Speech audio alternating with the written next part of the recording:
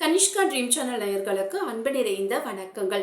என்னுடைய வாழ்க்கையில் என்னுடைய எதிர்காலம் எப்படி இருக்க போகுது, எனக்கு ரொம்ப பயமா இருக்கு அப்படின்ட்டு மனசுடிச்சு போய் உட்காந்துருக்கீங்களா?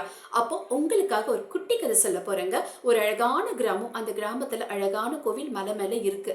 அந்த கோவில் எப்படின்னா விடியற் காலையில தான் சாமிக்கு அர்ச்சனை அபிஷேகம் எல்லாமே பண்ணுவாங்க. அப்ப அந்த ஊர் மக்கள் என்ன பண்ணுவாங்கன்னா, அந்த கோயிலுக்கு போகணும் அப்படின்னா முந்தின நாள் நைட்டே அந்த காடு வழியா அடர்ந்த காட்டுக்குள்ள மலை மேல போயிட்டு அந்த கோயில்ல போயிட்டு சாமி தரிசனம் பண்ணுவாங்க. அப்படிதான் வழக்கமா இருந்துச்சு. இப்படிதான் ஒருத்தர் கையில ஒரு விளக்கு வச்சுக்கிட்டு, இருட்டுக்குள்ள போக முடியாது இல்ல, கையில விளக்கு வச்சுக்கிட்டு தான் போவாங்க. இப்படிதான் ஒருத்தர் விளக்கு வச்சுக்கிட்டு நிக்கிறார். போறதுக்கு முன்னாடி யோசிக்கிறார், நம்ம கையில இருக்கிற அந்த விளக்கின் ஒளி 10 அடிக்கு தான் வெளிச்சம் காமிக்குது. இந்த அடர்ந்த காடை நம்ம எப்படி கடக்க போறோம் அப்படின்ட்டு யோசனை பண்ணிட்டு ரொம்ப நேரமா அப்படியே நிக்கிறார், அங்கேயே நிக்கிறார். இவரை விட வயசுல பெரியவர் ஒரு குட்டி விளக்க வச்சிருக்கார். அவருடைய விளக்கின் ஒளி எப்படின்னா ஒரு 5 அடிக்கு மட்டும்தான் வெளிச்சம் காமிக்குது.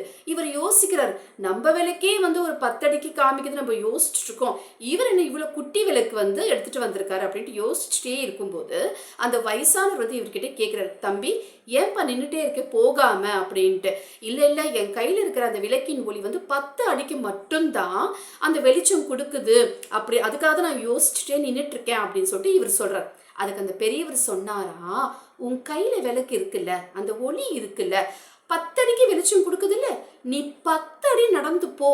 10 அடி போனதுக்கு அப்புறமா நீ அங்க நிக்கிற வச்சுக்கோ, ஏன் 11வது அடியில நீ நிற்கும் போது மறுபடியும் நீ கையில வச்சிருக்கிற அந்த விளக்கின் ஒளி மறுபடியும் ஒரு 10 அடிக்கு உனக்கு வெளிச்சம் காமிக்கும் இல்லையா, இப்படிதான் நீங்க கடந்து போகணும் அப்படின்ட்டு அந்த பெரியவர் இவருக்கு அட்வைஸ் பண்ணாருங்க.